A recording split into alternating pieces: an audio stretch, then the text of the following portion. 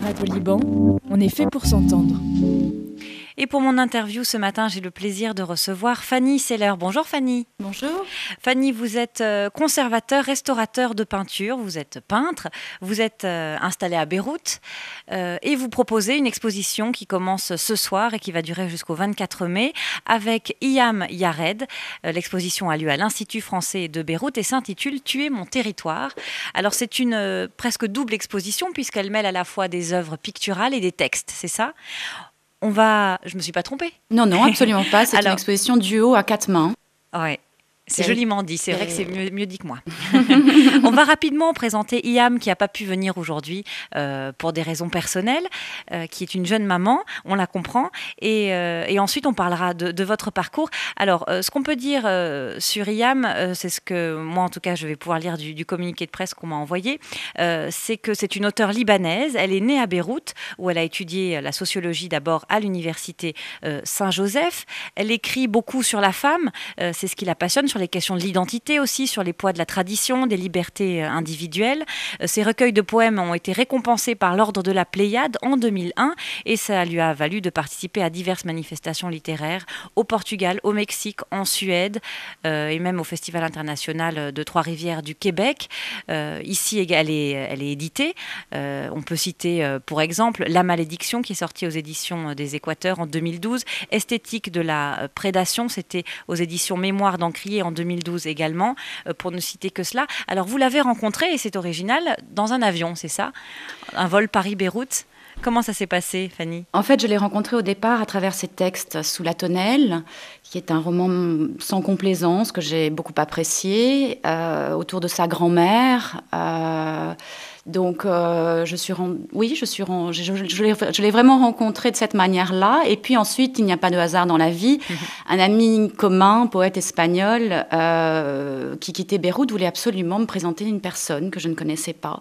Et je me suis retrouvée face à Iyam dans un restaurant. Et on a partagé beaucoup de rires, d'abord, au départ. Et puis ensuite, il y a eu l'avion. Alors évidemment, sur les 4 heures écart qui sépare Paris de Beyrouth, il n'y a pas d'iPhone, on n'avait pas nos enfants, ni l'une ni l'autre. Et ça nous a permis de partager et peut-être aussi ça a été l'origine de ce projet. On s'est dit, mais pourquoi pas texte et image et texte, mais sans que les textes soient écrits d'après les images ou les images faites d'après les textes. C'est vraiment un aller-retour. Et je pense que c'est la plus belle richesse de ce travail. On va parler de l'exposition en soi. D'abord, je voudrais revenir sur votre parcours. Vous avez étudié l'art d'abord à Paris, à la Sorbonne, c'est ça, l'histoire de l'art? L'histoire de l'art, oui. Vous avez ensuite ici travaillé à l'Alba?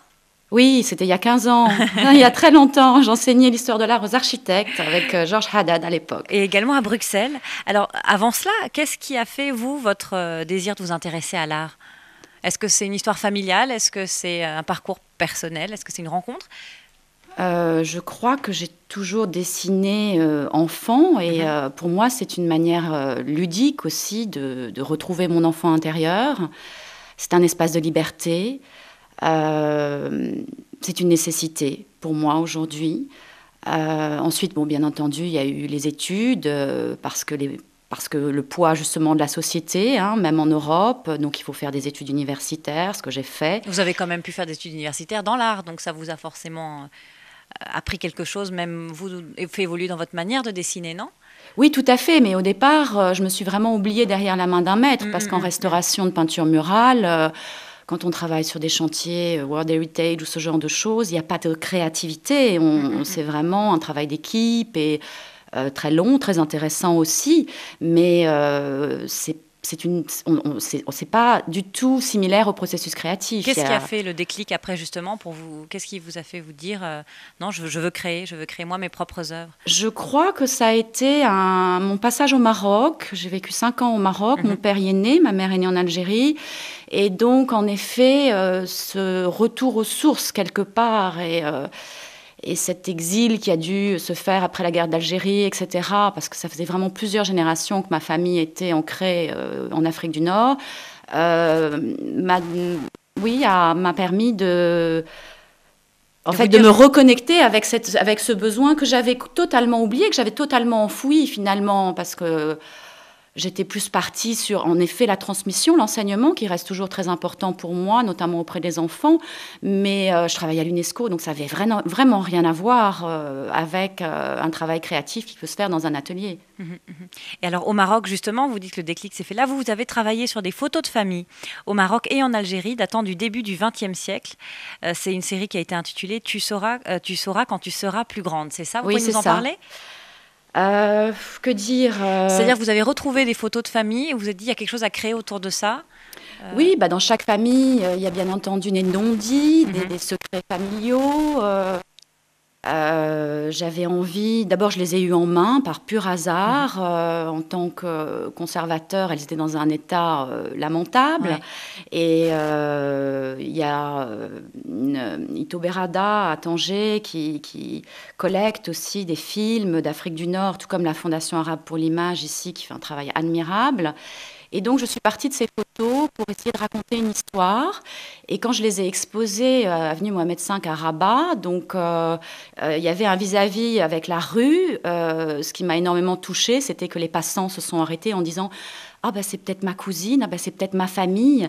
Et ça a été pour moi important dans mon ancrage familiale, personnelle, dans mon histoire, on va dire. Et alors ça, ces photos, vous les avez reprises. Aujourd'hui, elles font partie de cette exposition que vous présentez?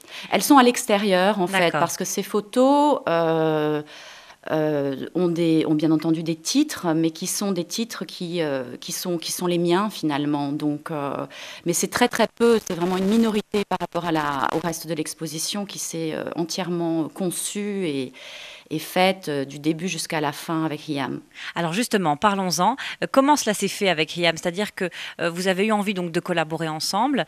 Qu'est-ce qui a déclenché votre travail en commun? Est-ce qu'elle a écrit des textes qui vous ont inspiré? Est-ce qu'au contraire, vous lui avez proposé du travail, elle a écrit dessus? Comment s'est fait cette collaboration? Alors ça s'est fait en amont, en fait. On a commencé à échanger assez tôt, il y a environ 6-9 mois. Donc, moi, j'avais déjà fait tout mon travail à la Fondation arabe pour l'image, de collecte, de photographie, d'après la collection entre Annick Anouchian, qui travaille essentiellement sur des enfants et qui est une très, très belle collection.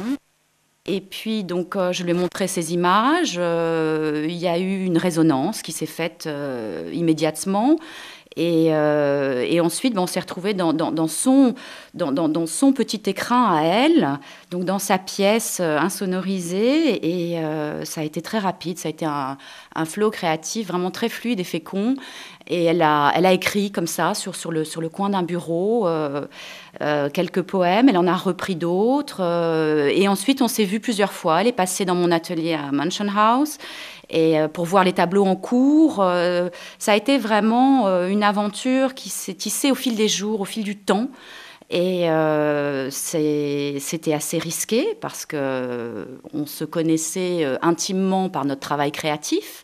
Mais en tant que personne, ça a été une découverte à chaque fois. Et voilà, la magie s'est opérée. Les mots me manquent, enfin, il faudrait qu'elle soit là pour vraiment l'exprimer, je veux dire. Quand vous dites, elle venait voir les tableaux en cours, c'est-à-dire que vous pouvez travailler sur plusieurs toiles en même temps? Oui. Ah, d'accord. C'est pas que vous terminez une toile pour passer à une deuxième, c'est pas compliqué? En fait, je travaille à la fois chez moi sur les petits formats et sur les grands formats. J'ai eu la chance de pouvoir être accueillie dans la cuisine de Mansion, au premier étage. C'est un très beau lieu à Beyrouth qui accueille quand même 10 résidents, où il y a en plus des concerts, des animations, en ce moment un workshop de danse en lien avec Lyon. Donc, et ce lieu m'a porté. Il est en grande partie animé par les résidents, bien sûr, mais Rassan El-Masri y est pour beaucoup. Parce que c'est non seulement un lieu de créativité, mais c'est aussi un lieu de vie. C'est-à-dire que la cuisine est en commun, on partage des idées, on partage des moments. La créativité, ça ne se fait pas en continu, bien entendu. Quand on a accès à la source, c'est magnifique, mais c'est comme une vague qui va et qui vient. De temps en temps, il y a des moments de contemplation, d'absence. Et à Manchon, il y a un très très beau jardin. Alors tout est un peu bric-broc, mais c'est ce qui fait le charme du lieu. Et puis surtout l'espace, c'est ce qui m'a permis de pouvoir travailler sur des grands formats. Parce Voilà, que oui, forcément, parce qu'il y a des très grands formats. voilà, venant de la peinture murale sur des chantiers d'églises ukrainiennes ou de tombes égyptiennes, enfin peu importe, moi j'avais très très envie de continuer à travailler sur des grands formats, ce qui était difficilement possible sur ma terrasse à Ashrafie, soyons clairs. Et quand vous dites des grands formats, on peut donner peut-être une idée à nos auditeurs des mesures. À quoi ressemblent vos plus grandes toiles? Alors, c'est pas si grand que ça, finalement. C'est à peu près du 2 mètres par 1,80 m. Ouais, quand même. Maintenant, le projet continue. C'est une histoire c'est un cycle. Donc là, j'ai en projet une grande fresque de 4,50 m. Donc, Et vous avez aussi des installations. Alors, on peut en parler. Il n'y a pas seulement des tableaux à voir. Il y a aussi une pièce de l'Institut qui est réservée à une installation. Vous pouvez en dire un mot? Donc, c'est-à-dire qu'il y a à la fois à voir des œuvres picturales et à la fois vous avez des choses au sol. Il y a un poème qui est récité.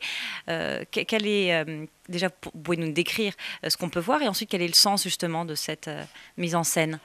Alors l'installation qui se situe en fait au fond dans la petite pièce de l'Institut français, c'est une installation sonore et vidéo. Pour le son, c'est un poème d'Iam qui est en fait récité en boucle, dont je ne dévoilerai pas forcément le sujet ni le contenu. Je vous invite à venir voir, tout simplement. Et puis une projection vidéo très minimaliste sur une surface en fait aquatique bleu cyan qui donne un peu de vie à tout ça. Et sinon, c'est sous une forme de mandala avec 12 photographies de la Arabic Image Foundation d'enfants qui sont des enfants sages, en fait, des enfants qui sont un petit peu déguisés en adultes, avec leurs petits costumes de fête qui datent entre 1940 et 1950 à peu près. C'était un photographe arménien qui, en passant par Alep, est arrivé à Tripoli. Et ces enfants sont enfermés, mais à la fois lumineux, dans des vases en verre. Donc, et ils sont disposés un peu de manière aérienne sur des briques cassées. Il y a une référence au sol, avec de la cendre au milieu. Voilà, il y a un texte très très beau et de la musique qui pourront peut-être donner... Après, le regard de l'autre, moi, ne m'appartient pas, ni mes œuvres, ni celles qui sont à venir. Donc, ce que chacun va pouvoir projeter au niveau émotionnel ou intellectuel sur ce qui est donné à voir... c'est quelque part quelque chose que je ne maîtrise pas et que je ne veux surtout pas maîtriser. Après, il y a une deuxième installation qui est uniquement en matière, celle-ci, avec un texte qui là est écrit. Oui, je crois que je vais le lire une fois que vous en aurez parlé. Je vais en lire un extrait qu'on puisse aussi parler du travail de Iam. Juste pour parler de l'installation, je vous laisse faire. Donc, c'est c'est comme un triptyque, comme on pourrait dire, sur la ville, c'est ça, j'ai l'impression? Oui, en fait, c'est 3 dessins de la corniche de Beyrouth. Qui est au Fusain, qui est un lieu que j'affectionne particulièrement pour son multiculturalisme. Et j'aime bien aller marcher le matin, donc je regarde la mer, mais aussi, évidemment, toutes ces constructions. Et au sol, il y a des boîtes d'allumettes, des amandes fraîches, et puis un arbre, parce que de nous, il restera du feu et le ciel. Il paraît que ça suffit pour faire un arbre, c'est la fin du texte d'Iam, et puis une échelle, parce que tout est affaire de vertical, et que nos échelles s'adossent au départ, et tous ces murs, dans nos mains, un pied dans l'amande, un autre dans le feu. Voilà, c'est un très beau texte qui, moi, m'a... Alors là, pour le coup, c'est l'installation a découlé du texte. Oui, merci d'en avoir lu un extrait. On sent que vous êtes très intéressé, intrigué et ému même par l'enfance. Vous disiez que vous êtes intéressé au dessin enfant. Vous travaillez vous-même avec des enfants qui vous donnent je ne vais pas dire des cours de dessin, mais avec qui, en tout cas, vous travaillez autour du dessin. Et puis, dans vos photos, dans vos œuvres, il y a ces visages d'enfants qui reviennent. Qu'est-ce qui vous intéresse autant chez l'enfant? Qu'est-ce qui vous émeut? Alors c'est une question complexe pour moi. J'ai toujours travaillé avec des enfants. Je donne des cours de yoga pour enfants, en effet. Des ateliers créatifs, je les appelle comme ça, gratuits, à la médiathèque de l'Institut français 2 à 3 fois par mois. Je pense que que l'enfant est... d'abord que nous sommes tous des grands-enfants et que si chacun de nous retrouvait son enfant intérieur, peut-être qu'on irait vers un peu plus de joie, d'humour, de légèreté.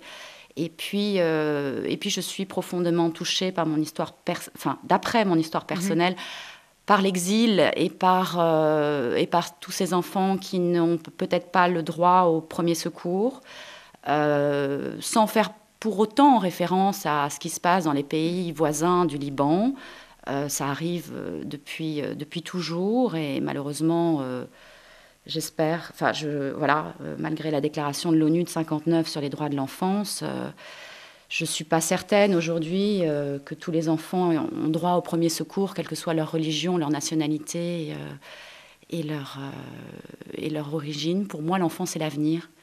Et l'avenir, j'ai envie de le concevoir dans la joie de l'enfant et dans sa simplicité. Alors, le titre, c'est « Tuer mon territoire », parce que vous parlez aussi d'identité, et vous le disiez, c'est ce que porte aussi un enfant, c'est le début d'une identité qui est en construction, et c'est un thème forcément qui vous a parlé à vous et à IAM, à toutes les deux. Alors, pourquoi ce titre-là, « Tuer mon territoire », et peut-être que vous pouvez en profiter aussi pour présenter l'exposition, le thème de cette exposition et ce qui lie toutes ces œuvres entre elles.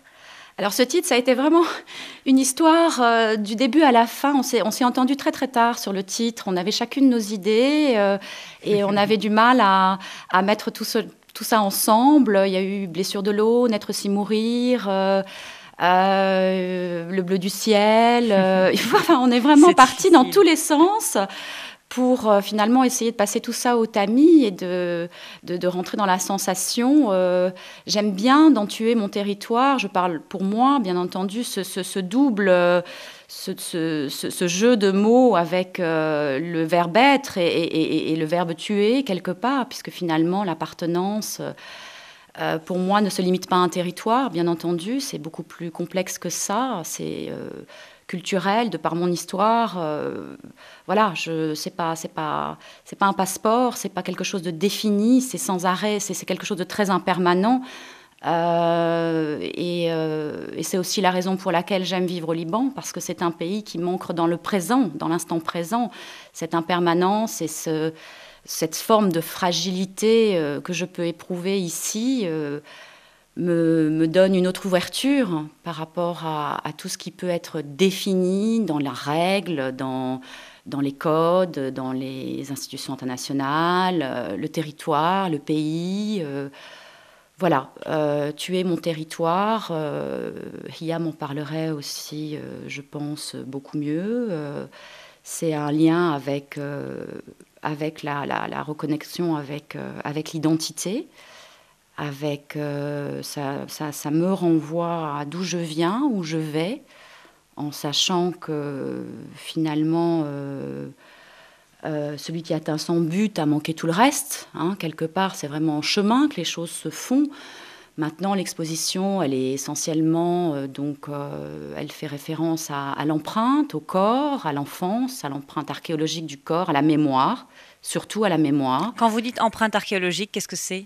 L'empreinte archéologique. Alors là, c'est mon côté restauration de tableau, où on travaille par couche avec le support, la préservation, la conservation du support, et puis la couche picturale, et puis la couche protectrice. Enfin, c'est comme lorsqu'on essaye d'un peu mieux se connaître. Ça fonctionne souvent par strates. L'empreinte archéologique, c'est donc ce qu'il y a vraiment... ce qui nous constitue, en fait. L'essence. Voilà, l'essence de la personne. Et... oh là là, c'est difficile. Non, mais c'est très bien présenté. Un mot peut-être sur la forme et les couleurs. Je voudrais qu'on en dise un mot, on n'en a pas encore parlé, parce que vous travaillez dans des tons très différents. Il y a autant des choses qui peuvent être très sépia, qui peuvent paraître un peu effacées, vieillies, et puis après des couleurs très vives sur d'autres tableaux. Vous, quel rapport vous avez à la couleur et quel matériau d'ailleurs et peinture vous utilisez ? Alors, quand on retouche une lacune en restauration, conservation d'œuvres d'art, en fait, on utilise très peu de couleurs. Le blanc, c'est généralement le support, bien souvent. Le noir en achromatique est quasiment pas utilisé et on travaille essentiellement avec 3 couleurs. Je travaille rarement avec plus de 3 couleurs. Ah ouais. Et finalement, je pense que la majeure partie des couleurs qui se voient dans mes tableaux, c'est les pigments qui, au dernier moment, que je pulvérise comme ça, sans contrôle, justement, en essayant de lâcher le mental et de rentrer dans une forme d'expérimentation, d'exploration accidentelle. Et dans ces pigments, alors là, ce sont des pigments iridescents, donc qui, bien entendu, selon la lumière, selon l'angle de vue, peuvent regrouper toutes les couleurs de l'arc-en-ciel, du spectre lumineux quelque part. Mais au niveau des couleurs, je travaille généralement avec 3, 4 couleurs maximum. Par contre, c'est vrai qu'au niveau des matières, j'explore. J'ai un besoin d'exploration comme une enfant. Quand on me donne des matières, je ne peux pas m'empêcher d'essayer, que ce soit sous le verre, sous le plexiglas, en résine polyester, avec des œufs, des sculptures. Voilà, j'espère juste que cela est à peu près cohérent et me ressemble à peu près. J'imagine qu'on est très pointilleux quand on travaille dans le métier de la restauration. Est-ce que vous arrivez à lâcher prise en tant qu'artiste ou est-ce que vous avez encore un regard assez difficile sur les œuvres que vous produisez? En tant qu'artiste, je pense qu'on n'a pas le choix. Si on ne lâche pas prise, on n'est pas dans le flot de la créativité. Il me semble, en tout cas moi c'est comme ça que je le conçois. C'est seulement quand je parviens à lâcher prise que finalement j'ai l'impression que l'œuvre n'est pas née de mes mains. Alors je me dis, c'est peut-être pas trop mal. Après, l'insatisfaction, c'est le moteur. Je suis une éternelle insatisfaite, c'est bien clair. Toutes mes œuvres ne me correspondent pas. Celles qui sont laborieuses, qui ont vraiment été faites dans le temps, on le ressent quand on les voit, elles sont lourdes, elles pèsent. Et c'est la raison pour laquelle, justement, en tant que peintre, eh bien, finalement, l'exposition est la fin d'un cycle. Alors, ce n'est pas évident de donner à voir, d'exposer au regard des autres, d'aller vers l'extérieur, vers l'expiration et non pas rester dans l'inspiration. Mais c'est ce qui permet le neuf, le renouveau, quelque part. Donc, j'espère que ça va bien se passer. Vous avez déjà des idées sur vos prochains travaux? J'ai toujours plein d'idées, c'est ça qui est terrible. C'est que j'ai toujours beaucoup d'idées. Par contre, ensuite, il faut les mettre en œuvre et surtout essayer de les reconnecter avec une forme d'identité, avec ce qui peut me constituer. Et j'aime aussi collaborer avec d'autres artistes, que ce soit en danse, que ce soit en... Oui, c'est un moteur aussi, c'est vrai. C'est un moteur, et puis c'est une superbe prise de risque. Alors là, pour le coup, lâcher prise, puisqu'on est à deux. Donc, dans les projets à venir, oui, pour Bruxelles en décembre, et pour d'autres expositions qui sont à venir, j'aimerais bien vraiment continuer une collaboration avec un musicien. Enfin voilà, pas forcément quelqu'un qui est dans le même domaine que moi, et pourquoi pas. Et pourquoi pas, après tout. Alors, l'exposition s'intitule « Tu es mon territoire ». Le vernissage a lieu ce soir, mardi 6 mai à 18h à l'Institut français. Et elle se fera en présence des deux artistes, donc vous, Fanny Seller, et Hiam et Yared, écrivains, poètes, qui accompagnent donc cette exposition, qui accompagnent vos œuvres. C'est vraiment un travail à quatre mains, comme vous le disiez, à deux artistes. Et l'exposition dure jusqu'au 24 mai. Voilà. Eh bien, merci beaucoup, Fanny, d'être venue nous en parler ce matin sur les ondes de Radio Liban. On se quitte en musique avec un déraciné, là encore, Corneille qui chante sa terre. Merci encore. Et puis, je vous souhaite un très bon rendez-vous ce soir avec le public qui sera là. Est-ce que c'est des moments qu'on redoute ou qu'on attend cette rencontre avec le public? Très bien. Merci beaucoup, Fanny. Loin des cauchemars de mon passé, loin de mon enfance, loin des rues en terre, des quartiers, ni mon adolescence, loin de mes danses avec la mort, loin de mes souffrances. Je suis chez moi malgré l'apparence, car ici j'ai retrouvé la joie de vivre, je suis bien ici. Ooh, yeah. J'ai retrouvé le goût d'aimer, je suis bien ici. Je me suis fait une vie, une famille, un pays, je suis bien ici. Ooh. Un bout de terre n'a jamais fait chez soi, non, c'est le temps qui me l'a appris. Oui, oui. Quand je regarde, je trouve autour de moi un nouveau sens à la patrie. J'ai vécu l'enfer sur la terre qu'on appelle mon pays.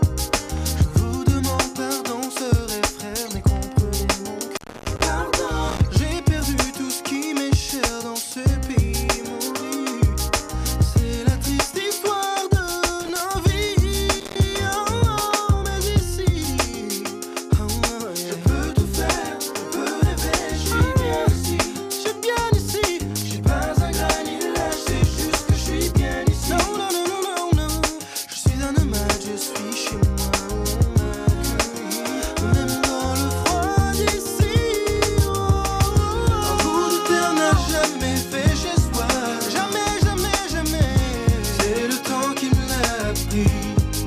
Je l'ai compris. Quand je regarde, je trouve autour de moi un nouveau sens à la patrie. Ouais, ouais, ouais. Un bout de terre n'a jamais fait chez soi. Jamais fait chez soi. C'est le temps qui me l'a. C'est le temps qui me l'a pris. Quand je regarde, je trouve autour de moi, autour de toi, un nouveau sens à la patrie. On sacrifie tellement de vies au nom de la patrie. On vend les siens, on se trahit au nom de la patrie. Et avec ça toujours une chose, tout le monde oublie. On n'emporte pas la terre quand c'est fini. Un bout de terre n'a jamais fait chez soi. C'est le temps qui me l'a. C'est le temps qui me l'a pris. Quand je regarde, je trouve autour de moi, autour de toi, un nouveau sens à la patrie. Un nouveau sens à la patrie, tu le sais. Un bout de terre n'a jamais fait chez soi. C'est le temps qui me l'a. C'est le temps qui me l'a pris. J'ai compris. Quand je regarde, je trouve autour de moi un nouveau sens à la patrie. Un nouveau sens à la patrie, et tu le sais.